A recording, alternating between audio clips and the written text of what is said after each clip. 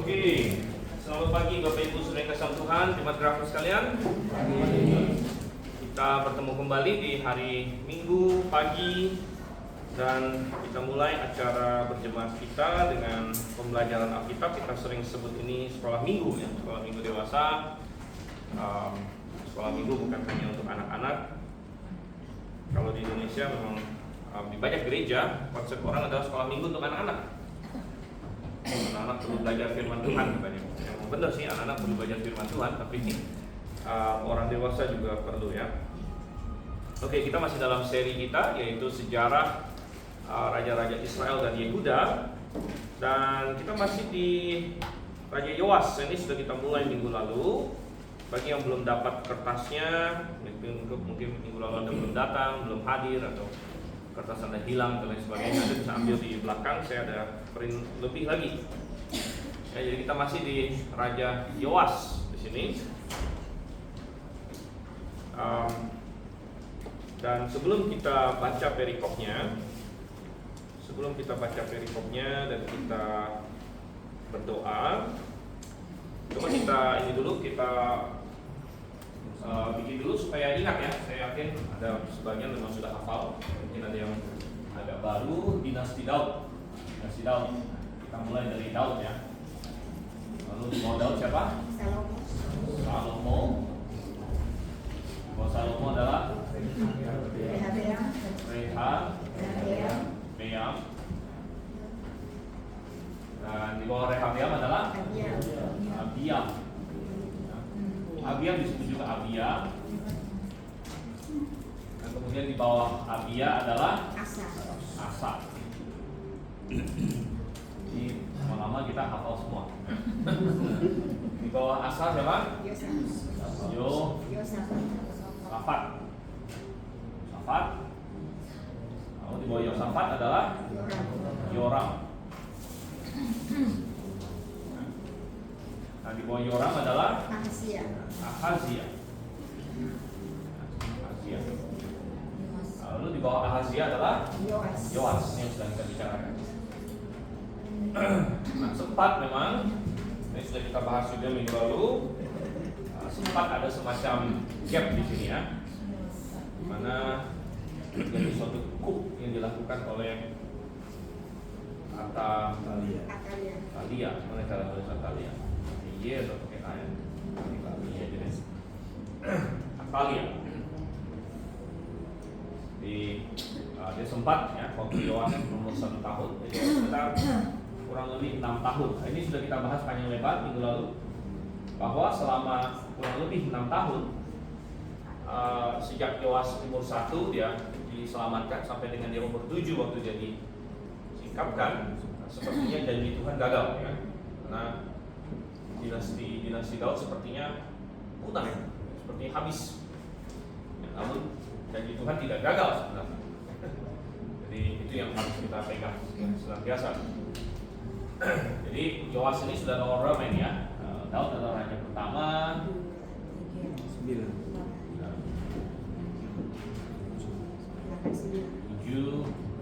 8 dan 9. Ya, Yoas adalah raja yang ke-9 dari dinasti Daud. Dan kalau kita mau hitung dari Saul, berarti raja ke-10 dari kerajaan.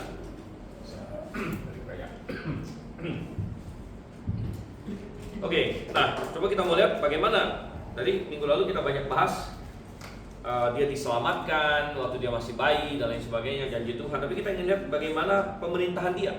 Yoas pemerintahnya bagaimana setelah dia menjadi raja waktu dia berumur 7 tahun. Dan untuk itu kita buka di dalam sebenarnya raja-raja maupun Tawarik bisa, tapi yang lebih lengkap adalah di Tawarik. Jadi coba kita buka di 2 Tawarik pasal 24 di sini. 2 Tawarik pasalnya yang ke-24. Nah, saya akan bacakan. Silakan menyimak. Ya, mungkin ada beberapa tapi ini nggak terlalu panjang, saya bacakan aja deh ya, paling 5 menit kira-kira kita baca satu pasal ini. Demikian firman Tuhan. 2 Tawarik pasal 24. Yoas berumur 7 tahun pada waktu ia menjadi raja, dan selama 40 tahun ia memerintah di Yerusalem. Nama ibunya ialah Zibia dari Beersheba. Yoas melakukan apa yang benar di mata Tuhan selama hidup Imam Yoyada. Yoyada mengambil 2 orang istri bagi dia yang mendapat anak laki-laki dan anak perempuan. Kemudian Yoas berniat membaharui rumah Tuhan. Ia mengumpulkan para imam dan orang Lewi, lalu berkata kepada mereka, "Pergilah ke kota-kota Yehuda dan kumpulkanlah uang dari seluruh orang Israel untuk memperbaiki rumah Allahmu setiap tahun. Lakukanlah hal itu dengan segera." Tapi orang Lewi tidak segera melakukannya. Raja memanggil imam kepala Yoyada dan bertanya kepadanya, "Mengapa engkau tidak mengharuskan orang Lewi membawa dari Yehuda dan Yerusalem pajak yang dibebankan Musa hamba Tuhan pada jemaat Israel untuk kemah tempat hukum Allah? Sebab anak-anak Atalia, perempuan fasik itu, telah membongkar rumah Allah, bahkan memakai barang-barang kudus rumah Tuhan untuk para Baal." Sesudah itu raja memerintahkan supaya dibuat sebuah peti dan ditempatkan di depan pintu gerbang rumah Tuhan. Lalu disuruhnya mengumumkan di Yehuda dan Yerusalem bahwa orang harus membawa bagi Tuhan pajak yang dibebankan Musa hamba Allah pada orang Israel di padang gurun. Semua pemimpin dan seluruh rakyat bersuka cita. Mereka datang membawa pajaknya dan memasukkannya ke dalam peti itu sampai penuh. Setiap kali peti itu dibawa masuk untuk diperiksa oleh orang-orang Lewi atas nama raja, dan apabila mereka melihat bahwa sudah banyak uang di dalamnya, maka datanglah sekretaris raja dan petugas imam kepala mengeluarkan isi peti itu. Kemudian mereka mengangkat peti itu lalu menaruhnya kembali di tempatnya. Demikianlah mereka lakukan setiap hari, dan sungguh banyak uang yang dikumpulkan. Raja dan Yoyada menyerahkan uang itu kepada para pengawas pekerjaan pada rumah Tuhan. Mereka mengupah tukang-tukang pahat dan tukang-tukang kayu untuk membarui rumah Tuhan, juga tukang-tukang besi dan tembaga untuk memperbaiki rumah Tuhan. Para pengawas itu pun mulai melakukan tugasnya, dan pekerjaan perbaikan maju di tangan mereka. Mereka membangun kembali rumah Allah menurut bentuknya yang semula dan mengokohkannya. Setelah selesai, mereka membawa uang yang lebih kepada Raja dan Yoyada. Uang itu dipakai untuk membuat perlengkapan rumah Tuhan, perlengkapan untuk penyelenggaraan ibadah dan untuk korban bakaran, juga cawan-cawan serta perlengkapan emas dan perak. Semasa hidup Yoyada, kurban bakaran selalu dipersembahkan dalam rumah Tuhan. Yoyada menjadi tua dan lanjut usia lalu meninggal. Umurnya 130 tahun ketika ia meninggal. Ia dikuburkan di kota Daud di samping raja-raja karena hal-hal baik yang dilakukannya di Israel bagi Allah dan rumahnya. Sesudah kematian Yoyada, para pemimpin Yehuda datang menyembah pada raja. Sejak itu raja mendengarkan mereka. Mereka meninggalkan rumah Tuhan Allah nenek moyang mereka, lalu menyembah tiang-tiang berhala dan patung-patung berhala. Oleh karena kesalahan itu, Yehuda dan Yerusalem ditimpa murka. Tuhan mengutus nabi-nabi kepada mereka supaya mereka berbalik kepadanya. Nabi-nabi itu sungguh-sungguh peringatkan mereka, tapi mereka tidak mau memasang telinga mereka. Lalu Zakaria, anak Imam Yoyada, dikuasai roh Allah. Dia berdiri di hadapan rakyat dan berkata pada mereka, "Beginilah firman Allah, mengapa kamu melanggar perintah-perintah Tuhan sehingga kamu tidak beruntung? Oleh karena kamu meninggalkan Tuhan, Ia pun meninggalkan kamu." Tapi mereka bersekongkol melawan dia. Lalu atas perintah raja, mereka melempari dia dengan batu di pelataran rumah Tuhan. Raja Yoas tidak mengingat kesetiaan yang ditunjukkan Yoyada, ayah Zakaria, terhadap dirinya dan membunuh anak Yoyada itu. Menjelang ajalnya ia berseru, kiranya Tuhan melihat dan menuntut balas. Pada pergantian tahun, tentara Aram maju menyerang Yoas dan masuk ke Yehuda dan Yerusalem. Dari antara bangsa itu semua pemimpin habis dibunuh, dan segala jarahan dikirim mereka kepada raja negeri Damsyik. Walaupun tentara Aram datang dengan sejumlah kecil pasukan, Tuhan menyerahkan tentara yang sangat besar itu ke dalam tangan mereka, karena orang Yehuda telah meninggalkan Tuhan Allah nenek moyang mereka. Demikianlah hukuman atas Yoas mereka laksanakan. Ketika mereka pergi meninggalkannya dalam keadaan luka berat, hamba-hambanya mengadakan persekongkolan terhadap dia karena darah anak Imam Yoyada itu, lalu membunuh dia di atas tempat tidurnya. Ia mati dan dikuburkan di kota Daud, tetapi tidak di kuburan raja-raja. Mereka yang mengadakan persekongkolan terhadap dia ialah Zabat anak Simeat perempuan Amon, dan Yozabat anak Simrit perempuan Moab. Tentang anak-anaknya dan banyaknya ucapan-ucapan ilahi terhadap dia, serta tentang perbaikan rumah Allah, semua itu tertulis dalam kisah di kitab para raja. Lalu Amazia anaknya menjadi raja menggantikan dia. Oke, suatu cerita yang ini ya, berlika-liku dan penuh pengajaran sebenarnya. Mari kita berdoa terlebih dahulu. Dan saya minta Reinhard menjadi dalam doa. Mari kita berdoa. Bapa dalam surga, kami sungguh mengucap syukur ya Bapa untuk segala berkat-Mu dalam hidup kami, dan juga kami bersukacita ya Bapa bahwa di minggu pagi ini kami diberi kesempatan untuk kembali berkumpul berjemaat. Kami bisa saling menguatkan satu dengan yang lain, kami bisa mempelajari firman-Mu, dan kami boleh menerima berkat-Mu ya Bapa. Dan sebelum kegiatan berjemaat kami rindu untuk mempelajari sedikit firman-Mu melalui Raja-Raja Israel. Kiranya Engkau yang pimpin setiap kami, Engkau memberikan hikmat dan pengertian. Kiranya pengajaran yang Engkau sampaikan melalui Raja-Raja Israel Engkau tanamkan dalam hati kami, dan kami boleh semakin mengerti kebenaran-Mu ya Bapa. Terima kasih ya Tuhan, kami berdoa di dalam nama Tuhan Yesus Kristus. Amin. Amin. Oke, dalam isian kita terakhir kita sampai di nomor berapa? 4 sudah? Oh, oke. Nomor 4 ya. Ya, nah, nomor 4, setelah Yoas berumur 7 tahun. Ya, setelah Yoas berumur 7 tahun, Imam Yoyada mengumumkan identitas dia karena tadinya dia disembunyikan, lalu membunuh Atalia. Dan Yoas resmi menjadi raja Yehuda yang berikutnya. Bagaimana yang sudah kita lihat di sini, Yoas menjadi raja. Dan tadi kita lihat, coba masuk ke poin yang kelima. Dia memerintah selama berapa tahun? 40 tahun. 40 tahun. Jadi lumayan banyak raja Israel yang memerintah 40 tahun. Kita tahu bahwa siapa itu? Saul, ya. Saul memerintah 40 tahun. Daud memerintah 40 tahun. Salomo memerintah 40 tahun. Lalu di sini kita lihat Yoas memerintah 40 tahun. Jadi 40 tahun adalah angka yang cukup panjang, cukup baik. Kalau kita bandingkan dengan zaman modern, jarang ada pemerintahan yang bertahan 40 tahun. Presiden atau apapun jarang. Sekarang banyak sudah ada term limit. Jadi tapi tanpa term limit pun kayak Soeharto dulu aja nggak nyampe 40 ya, 32 tahun. Malaysia. Malaysia ya, Mahathir. Kan turun balik lagi. Iya, bolak-balik gitu orangnya. Tapi 40 tahun ya suatu waktu yang panjang ya. Jadi kalau kita bandingkan dengan zaman kita sekarang, ada pro dan kontra sebenarnya ya. Pro-nya artinya dengan dibatasin ya susah untuk menjadi diktator lah gitu, karena kan dibatasin ya. Tapi kerugiannya juga ada. Kerugiannya kalau misalnya kayak di Amerika aja, Trump, Biden, Trump. Ketika Trump kalah, Biden ini semua kebijakannya diubah gitu. Jadi itu kayak orang, saya jalan ke sini, jalan ke sini lagi, jalan ke sini lagi. Jadi suatu negara itu bisa kayak jalan di tempat, karena ketika terjadi suatu perubahan pemerintahan ya, yang kalau di Amerika lebih parah lagi, 4 tahun doang ya, 4 tahun, Indonesia malah 5 tahun.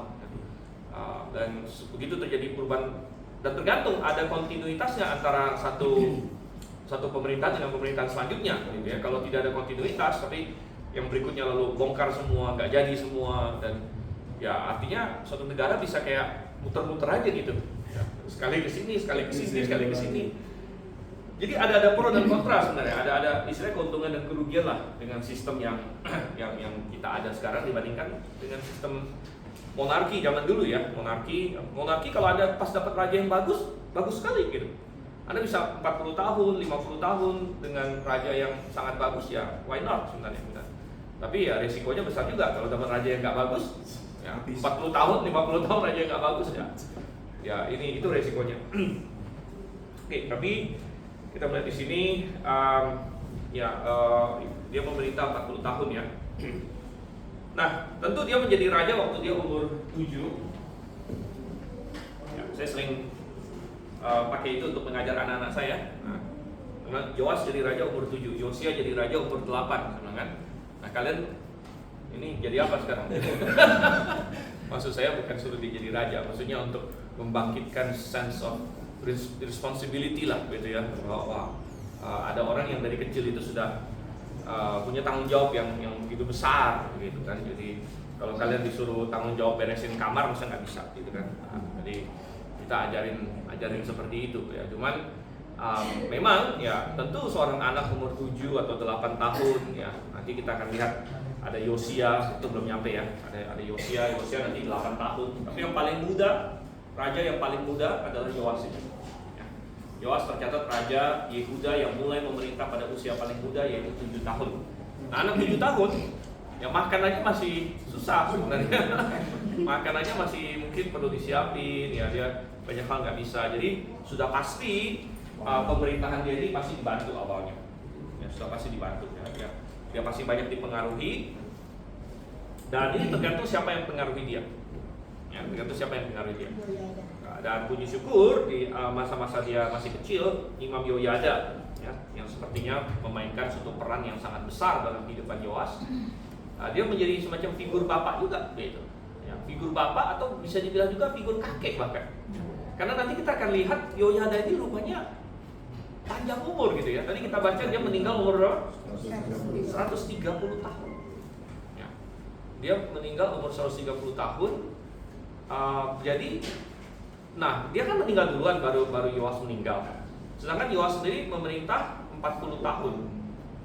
Jadi waktu dia selamatkan Yoas itu, artinya bisa jadi dia sudah 100 bahkan. Bisa ya, gitu ya. Nah, kita nggak tahu persisnya, tapi Anda bisa bayangkan ini kakek, gitu.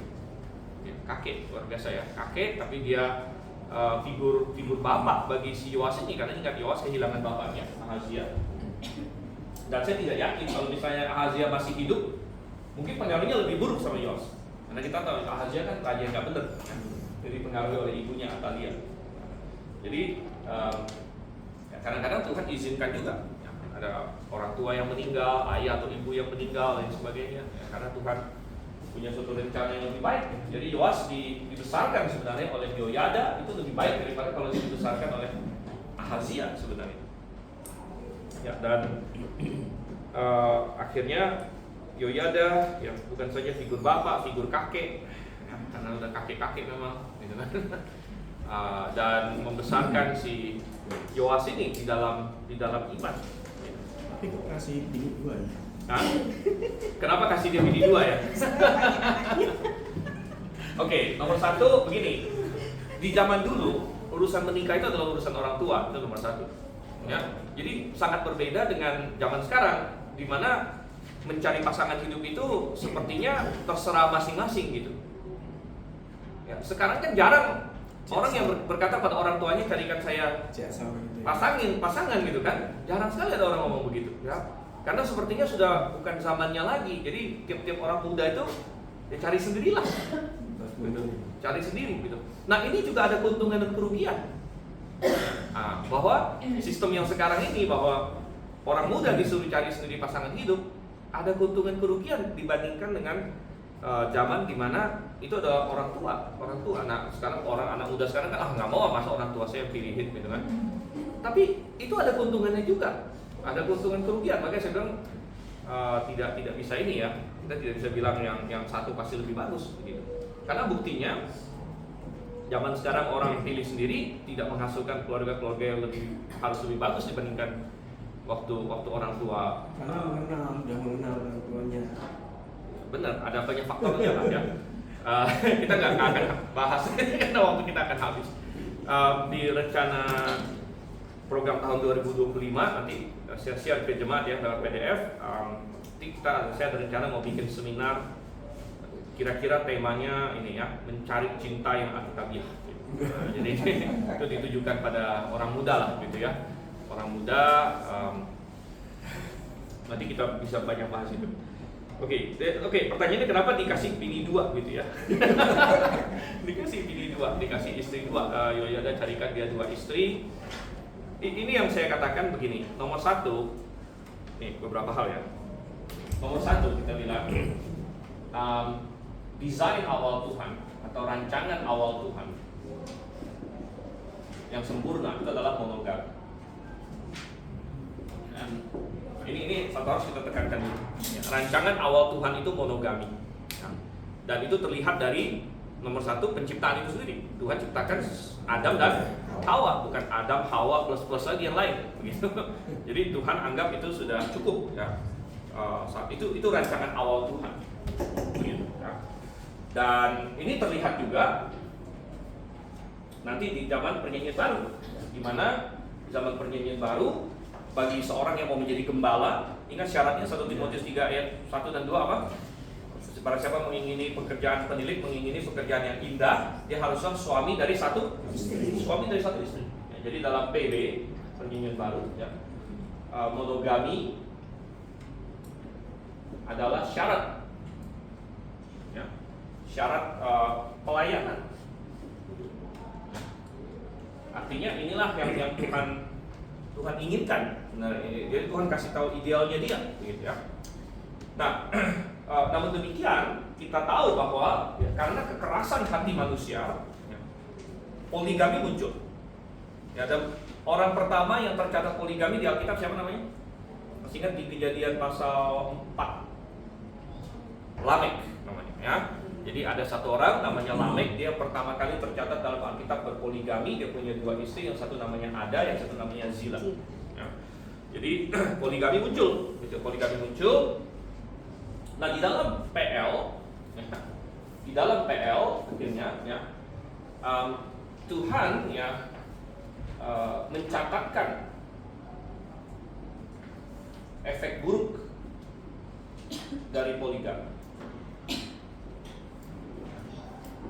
Tapi belum menjadikan poligami suatu faktor diskualifikasi.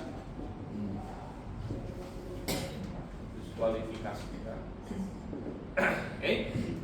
Jadi ini yang terjadi, begitu kan? Jadi Tuhan mencatatkan efek buruk poligami. Jadi boleh dibilang hampir semua tokoh yang tercatat berpoligami dalam Alkitab yang ceritanya agak panjang, gitu ya, itu kelihatan efek buruknya. Kita lihat Abraham, dia berpoligami, walaupun yang keduanya tidak dia kasih status istri. Jadi manusia bikin macam-macam ya. Akhirnya ada yang disebut gundik, gitu kan. Gundik itu sebenarnya adalah perempuan yang diperistri tapi tidak dikasih status istri, gitu. Ya, dikasih status istri, jadi akhirnya jadi gundik istilahnya, atau selir. Ya, ada efek buruk di situ. Tercatat ya bagaimana konflik antara Sarah dengan Hagar. Padahal lucunya itu atas ide Sarah, begitu kan. Tapi begitu sudah kejadian, malah Sarah dan Hagar yang bentrok, begitu. Kemudian permasalahan antara Ismail dengan Ishak dan lain sebagainya yang terus sampai hari ini. Esau berpoligami juga kacau, ya. Nah, Ishak tidak berpoligami. Yakub berpoligami, walaupun Yakub berpoligami juga sebenarnya bukan maunya dia, ya. Tapi ditipu dia. Ditipu, tapi efek buruknya juga terlihat. Nah, kita catatkan di situ. Dan banyak ya raja-raja. Daud berpoligami, efek buruknya dicatat nggak? Ya, dicatat begitu. Bagaimana pertarungan antara anak-anaknya untuk mendapatkan tahta dan sebagainya. Dan kenapa mereka bisa bertarung sampai berani saling membunuh segala macam, ya? Ya karena mereka beda ibu semua. Ya, jadi bukan saudara kandung, begitu. Dan lain sebagainya. Jadi di PL tercatat efek buruk poligami, tapi Tuhan belum menjadikan poligami faktor diskualifikasi. Sedangkan di PB ini faktor diskualifikasi. Jadi kalau kita lihat ya, misalnya di PL itu kan pelayanannya kan jadi raja, ya, raja dan sebagainya. Nah, sedangkan kalau di PB pelayanannya antara lain ya kan itu jadi gembala. Ini kan melayani Tuhan. Tapi di PB kalau ada gembala yang ambil istri satu lagi, udah diskualifikasi itu. Diskualifikasi ya, misalnya ada seseorang yang dia gembala sidang atau dia belum menjadi gembala lalu istrinya 2, gitu ya. Kita bilang ya kalau ada gereja yang mau terima dia jadi gembala, gereja itu nggak benar, gitu. Dan manusia nggak bisa diterima jadi gembala, gitu. Karena itu syarat. Jadi kalau kamu tidak memenuhi monogami ini, kamu diskualifikasi, gitu. Nah, tidak demikian dengan di PL. Nah, kenapa demikian? Karena kita bilang antara PL dan PB ada jumlah terang yang lebih. Ada terang yang lebih di situ, ya. Dan ingat, Tuhan selalu punya prinsip, kepada siapa banyak diberi, banyak akan dituntut. Ya. Jadi di dalam PB ada terang yang lebih, ya. ada terang yang lebih. Jadi standar yang Tuhan tuntut juga meningkat sebenarnya. Dan ada sedikit paralel ini dengan masalah perceraian juga. Coba kita buka di dalam Matius pasal 19 di sini.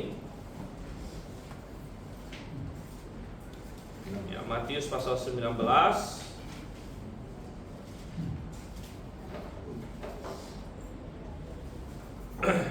Coba kita baca dari ayat 3 di situ ya.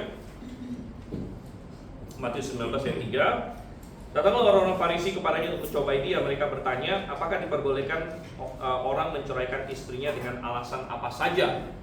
Oke, boleh nggak menceraikan istri dengan alasan apa saja? Nah, ini adalah posisi orang Yahudi waktu itu. Jadi ketika seorang laki-laki tidak suka dengan seorang perempuan, ya dia bisa ceraikan begitu saja. Nah, ini mengingatkan saya di zaman sekarang ini ada juga ya, ada istilah talak. Nah, itu maksudnya dulu. Talak 3 ya, apa istilahnya? Iya. Talak 3. Pokoknya kalau diucapkan 3 kali udah. cerai gitu, udah cerai gitu. Jadi waktu orang Yahudi itu merasa ya apa aja, misalnya istrinya bikin nasi yang hangus atau apa, jadi udah saya ceraiin kamu gitu. Atau apa gitu, bisa gitu. Ya. Nah, lalu mereka tanya sama Tuhan, boleh nggak sih seperti itu? Benar nggak sih? Nah, apa kata Tuhan? Tuhan bilang, Tuhan untuk menjawabnya dia balik lagi ke apa? Desain awal. Kita bilang apa? Desain awal. Makanya Tuhan balik lagi ke desain awal, ke rancangan awal. Ayat 4, jawab Yesus, tidakkah kamu baca bahwa Ia yang menciptakan manusia sejak semula menciptakan mereka laki-laki dan perempuan. Jadi satu laki satu perempuan ya. Dan berfirman, karena itu laki-laki akan meninggalkan ayah dan ibunya dan bersatu dengan istrinya sehingga keduanya itu menjadi satu daging. Ini mengutip persis dari Kejadian 2 ayat 24. Ayat 6, demikianlah mereka bukan lagi dua, melainkan satu. Nah, karena itu apa yang telah dipersatukan Allah tidak boleh diceraikan manusia. Ini adalah desain awal Tuhan, Tuhan bilang. Lalu mereka tanya lagi, kata mereka kepadanya, jika demikian, apakah sebabnya Musa memerintahkan untuk memberikan surat cerai ketika menceraikan istrinya? Nah, ini juga mereka mengutip dalam hukum Taurat, ya, di mana Musa ada bikin suatu aturan, bukan Musa yang bikin ya, dari Tuhan sebenarnya, tapi Musa yang kasih ya, di dalam Ulangan sebenarnya itu, di mana ada aturan kalau seseorang menceraikan istrinya, itu harus kasih surat cerai. Tapi gini, mereka salah memahami aturan ini. Aturan ini tidak pernah menyuruh orang menceraikan istrinya, gitu. Tidak ada perintah apapun untuk menceraikan istri atau memperbolehkan menceraikan istri. Tetapi hanya dikatakan kalau kamu menceraikan istri harus kasih surat cerai. Nah, maksudnya itu adalah supaya perempuan itu ada satu kejelasan status gitu. Tidak bisa dia digantung-gantung gitu. Jadi kayak diusir aja dari rumah, tapi tidak dikasih suatu status bahwa kamu bukan di bawah saya lagi. Ya. Artinya kalau misalnya perempuan itu suatu hari katanya menikah lagi dengan orang lain, ya. Nah, jadi sebenarnya ini dilakukan untuk melindungi perempuan ini. Jadi misalnya ada seorang laki-laki, ya, lalu dia menikah dengan seorang perempuan ini kan, tadinya menikah nih. Lalu tiba-tiba mereka bercerai, si laki-laki ini menceraikan istrinya. Dicerai, pergi kamu. Nah, lalu perempuan ini karena dia sudah diceraikan, misalnya nih ya, dia menikah dengan seorang lain lagi, menikah lagi nih. Nah, menikah, lalu katakanlah orang ini meninggal, lalu karena dia meninggal, perempuan ini dapat harta, dapat warisan karena suaminya meninggal kan. Lalu laki-laki ini bilang, sekarang perempuan ini Kaya. lumayan kaya nih, gitu. Yaudah, balik lagi sama saya, gitu. Karena kamu kan istri saya, gitu. Lo nggak bisa, gitu. Nah, makanya waktu itu aturannya Musa bilang, kalau memang kamu mau menceraikan istri, kalau kamu menceraikan istri kamu, itu kamu harus kasih surat cerai. Gitu. Harus ada kejelasan status di situ. Ya, perempuan ini nggak boleh digantung-gantung juga, begitu. Nah, sebenarnya bukan Tuhan menginginkan perceraian. Ya, di dalam Maleakhi Tuhan bilang, aku membenci perceraian. Nah, itu ada di dalam Maleakhi. Nah, tetapi Tuhan Yesus menjelaskan apa yang Tuhan Yesus katakan di ayat yang ke-8 ya, Matius 19 ayat 8. Dikatakan apa? Kata Yesus kepada mereka, karena kekerasan hatimu, Musa mengizinkan kamu menceraikan istrimu, tapi sejak semula tidaklah demikian. Nah, itu bukan rancangan awalnya, tapi karena Musa tahu bahwa dilarang pun kalian akan menceraikan istri, ya, Maka Musa waktu itu mau melindungi pihak yang dirugikan. Nah, Musa mau melindungi pihak yang dirugikan. Dalam kasus di zaman itu biasanya pihak yang dirugikan adalah perempuannya.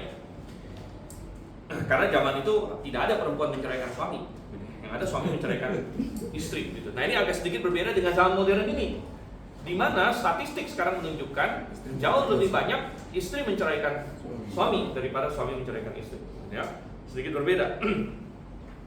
Nah, jadi pada masa itu,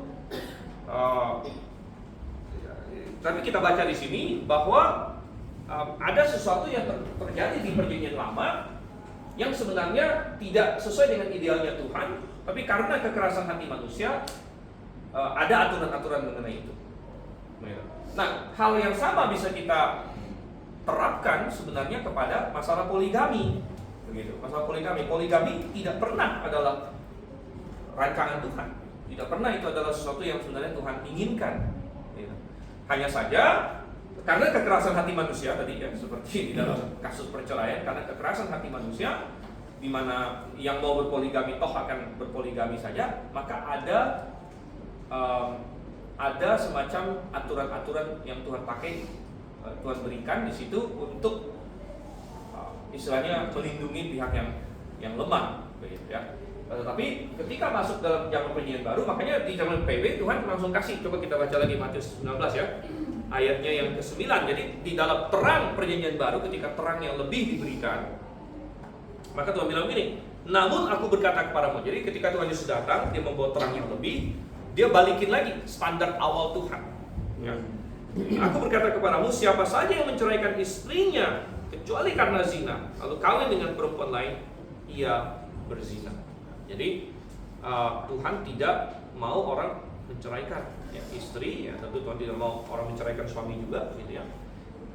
Dan ya, maka dia sebenarnya, jadi perceraian manusia itu tidak dianggap cerai oleh Tuhan. Ada satu klausa kecualian, apa kecuali karena zina. Kecuali karena zina. Oke. Nah, jadi mengenai poligami itu mirip ya. Jadi pada masa itu bagi seorang raja punya lebih dari satu istri itu dianggap suatu kewajaran pada waktu itu. Ya. Dan bahwa si Yoyada kasih dia 2 itu udah dianggap konservatif. Karena Yos nggak Untuk minta ya. standar itu ya. Yos kan nggak minta ya. Ya artinya ya itulah kembali bahwa itu adalah urusan orang tua pada waktu itu. Ya, jadi orang tua lah yang ngurusin, oke, anak saya mau menikah dengan siapa, gitu, ya. Nah makanya akhirnya kita lihat ya. Nah, itu pertanyaan bagus. Coba kita balik lagi ke 2 Tawarik di situ. 2 Tawarik pasal berapa tadi? 4 ya. Oke, kita mau lanjut lagi. Nah, jadi selama si Yoas ini di bawah bimbingannya si Yoyada, dia mencari Tuhan. Dan 6, salah satu bukti seseorang mencari Tuhan adalah kepeduliannya terhadap rumah Tuhan, ya. Kepeduliannya terhadap rumah Tuhan. Jadi, nah ini sangat menarik. Hampir semua raja-raja yang dikatakan baik di dalam Alkitab, nah, itu pasti ada kepedulian terhadap rumah Tuhan. Mulai dari Daud. Ingat waktu Daud jadi raja, dia langsung mau pindahin tabut dekat dia. Waktu Saul jadi raja itu nggak pernah dipikirin, kan? Salomo tentu membangun bait suci itu udah nggak usah ngomong lagi, gitu ya. Tapi hampir semua raja yang baik yang kita baca, dia ada kepedulian terhadap firman, terhadap rumah Tuhan. Entah dia mau perbaiki, entah dia mau kasih persembahan dia ke dalam rumah Tuhan, ya termasuk Yoas di sini. Ya, jadi artinya ini menunjukkan hati seseorang, gitu ya, hati seseorang. Tapi ke Kul juga sama kan orangnya. Maksudnya gimana? Ini kan yang anak Tuhan, Ya. yang anak bukan Tuhan juga sama kelakuannya. Yang bukan anak Tuhan ke kuil berhala gitu ya? Iya. Oh iya. Tetap Iya. aja bangun. Jadi artinya sampai sekarang. hati kita condong kemana itu akan kelihatan, gitu kan? Ya, jadi kemana kita menaruh perhatian kita, kemana kita menaruh waktu kita, uang kita, ya, itu menunjukkan siapa kita sebenarnya. Ya. Oke, masih dalam isian di sini, bandingkan perbedaan antara Saul dan Daud dalam hal ini. Tadi sudah kita singgung. Saul tidak pernah mikirin tabut Tuhan mau taruh di mana segala macam. Daud begitu dia sudah mapan, dia langsung memikirkan, dia langsung mau bikin rumah untuk Tuhan dan lain sebagainya. Ya, dan oke, padanannya hari ini bagaimana? Ya hari ini tidak ada bait suci lagi. Ya.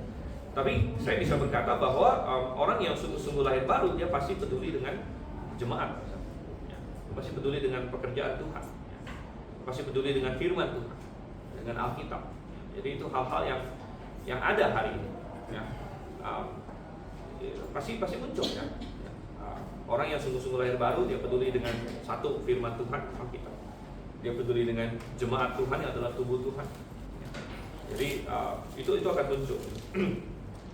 Oke, Yoas juga ingin memugar kembali bait suci, bahkan ia memarahi para imam dan orang Lewi yang tidak melakukan hal ini dengan segera. Jadi seperti ini ada kasih tanggung jawab kepada mereka, tapi mereka kurang cepat geraknya atau bagaimana. Jadi tadi kita baca sempat dia tegur juga mereka. Oke, nah masuk ke poin nomor 7. Sangat disayangkan bahwa iman Yoas tidak benar-benar mengakar. Nah, jadi kalau kita baca setengah dari perjalanan Yoas, wah bagus. Dan sangat disayangkan bagi orang-orang tertentu, kita berharap sampai setengah jalan udah finish aja gitu. Karena makin lama makin buruk dia. Ya. Ada orang yang makin lama makin baik, ada orang yang makin lama makin buruk. Dan Yoas termasuk yang makin lama makin buruk. Ya, seandainya bisa kita bilang, ya udah Yoas kamu sampai sini udah stop lah begitu. Tapi ternyata tidak kan. Dan dia menunjukkan masih dalam Islam kita, imannya selama ini bergantung pada Yoyada. Ya, jadi iman dia bukan iman yang akhirnya bisa berdiri sendiri, tapi nempel pada orang lain. Sehingga apa yang dikatakan di firman Tuhan di tadi 2 Tawarik ya 24 ayat 2, Yoas melakukan apa yang benar di mata Tuhan. Terus ada kata-kata apa? Selama hidup Imam Yoyada. Selama hidup Imam Yoyada. Ya, jadi selama ada Yoyada, ya dia memihak kepada Tuhan. Tapi begitu Yoyada meninggal, wow, ya. Nah, memang Yoyada dikasih umur panjang oleh Tuhan, 130 tahun. Itu panjang, panjang sekali, lebih panjang dari Musa. Hari ini nggak tahu berapa orang bisa sampai 130. 130 ya, dengan segala teknologi kedokteran kita yang sudah sangat canggih, tapi tubuh manusia makin lama makin lemah. Dan di kelas Alkitab Ilmu Pengetahuan saya ada jelaskan ini.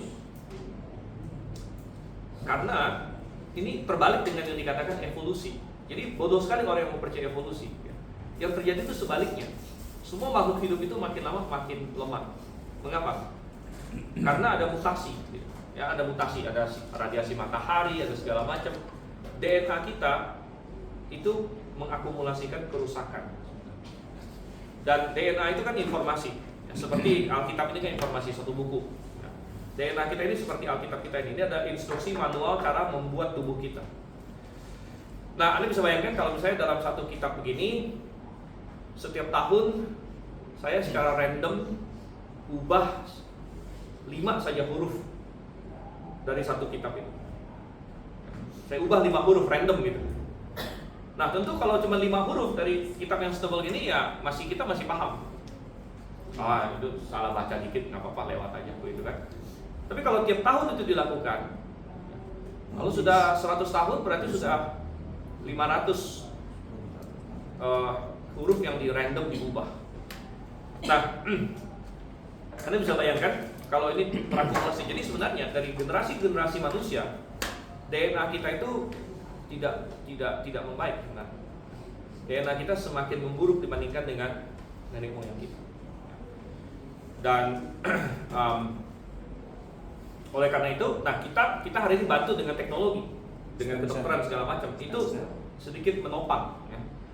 Kalau tidak ada teknologi modern, kita sudah lebih parah lagi sekarang.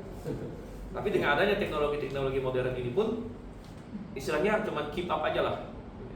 keep up gitu ya. Tidak sampai parah banget ya. Sehingga tetap umur manusia rata-rata di bawah 100 kok. Jadi bawah 100. Memang di negara-negara maju umur 80-an ya bisa lah gitu ya. Banyak orang umur 80-an, ada yang 90-an. Tapi yang bisa sampai 100 sangat sedikit. Nah, zaman itu Anda bisa bayangkan ya, Musa 120, ya, Imam Yoyada bisa 130, banyak lagi yang lain. Jadi, nah, tapi yang disayangkan adalah setelah si Yoyada mati, Yoas bagaikan menemukan kemerdekaan dalam tanda kutip di sini ya.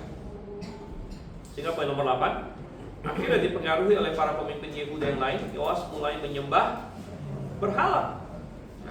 Mulai menyembah berhala, semangatnya untuk rumah Tuhan berubah 180 derajat. Ya, jadi betapa mengerikan ini, ya, betapa mengerikan. Dan tadi kita baca ini karena dia dipengaruhi oleh para pemimpin Yehuda yang menyembah kepadanya. Artinya dia dijilat mungkin, ya. Dan ini kembali menggarisbawahi apa yang Alkitab katakan, berbahagialah orang yang tidak berjalan menurut nasihat orang fasik, tidak berdiri di jalan orang dosa, tidak duduk dalam kumpulan penjudi. Jangan kita berpikir kita ini hebat, kita tidak terpengaruh oleh apa yang ada di sekeliling kita. Kita dipengaruhi. Dalam 1 Korintus 15 dikatakan apa? Pergaulan yang buruk merusakkan kebiasaan yang baik. Jadi kita semua dipengaruhi oleh sekeliling kita. Oleh karena itu kita harus memastikan apa yang mempengaruhi kita. Kita harus perhatikan ya, apa yang mempengaruhi saya.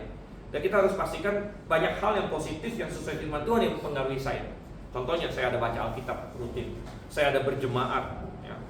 Nah, ini adalah pengaruh-pengaruh positif. Kemudian kita identifikasi, ya, ada kemungkinan pengaruh-pengaruh negatif apa di sekeliling kita. Ya, mungkin ada orang-orang tertentu dalam hidup kita. Nah, ada hal yang kita susah untuk kita hilangkan. Misalnya kita punya anggota keluarga yang nggak beres, ya kita susah juga untuk bilang, saya bukan keluarga kamu lagi, gitu kan. Tapi ada hal-hal yang bisa kita kendalikan. Ya, misalnya apa yang kita tonton, apa yang kita dengerin. Ya, ini hal-hal yang bisa kita kendalikan. Gitu, nah, kendalikan apa sih yang saya tonton, gitu kan? Apa yang menjadi konsumsi media saya. Ya, kalau itu semua adalah hal-hal yang nggak benar, yang buruk dan sebagainya. Ya. Itu mempengaruhi kita, dan jangan kita pikir enggak lah, saya nggak dipengaruhi, saya hanya main-main aja, saya hanya cuci mata atau lain sebagainya. Enggak, itu mempengaruhi kita, ya. Jadi dan sebenarnya ini adalah kisah yang sudah berulang kali terjadi. Bukti apakah iman Anda berdiri teguh atau tidak adalah ketika Anda harus membuat keputusan sendiri. Dan ketika Anda sudah di luar dari naungan, misalnya naungan orang tua, karena Yoyada ini kan tadi figur bapak ya, figur bapak, figur kakek, udah lengkap lah, buyut juga sekalian bahkan ya. Bagi si Yoas ini, ya.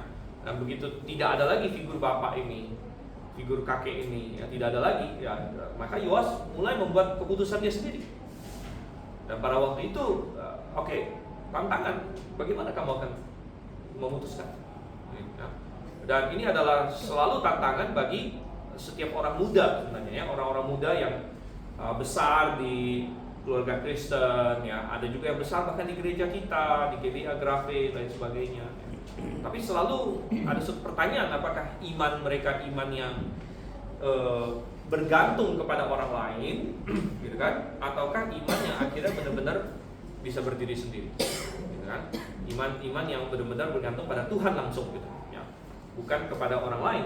Ketika orang lain itu tidak ada lagi dalam hidupnya, entah karena kematian atau entah karena dia sudah keluar, ya ada orang yang akhirnya sudah menikah, sudah keluar, lalu nggak pernah datang ke gereja lagi, ada yang keluar negeri, ada yang segala macam, banyak macam.